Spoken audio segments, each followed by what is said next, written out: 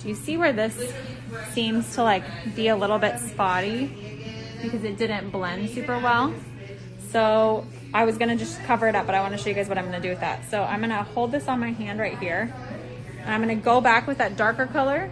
I'm gonna actually dip my finger into, so y'all can see that, dip my finger into the color and place it directly over the area that didn't tend to like blend quite as well.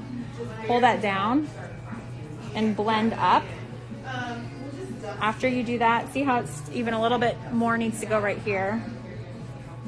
It's like finger painting. And then with this like residual little bit amount of blue, it's okay if that comes down. What happened is I added a little bit of moisture and a little bit of like wetness to it, and it blended that right out. Then typically what I'll do is I'll go right back over that spot that was like a problem area, and I'll take my lighter color, which is mint green, and work that one side to side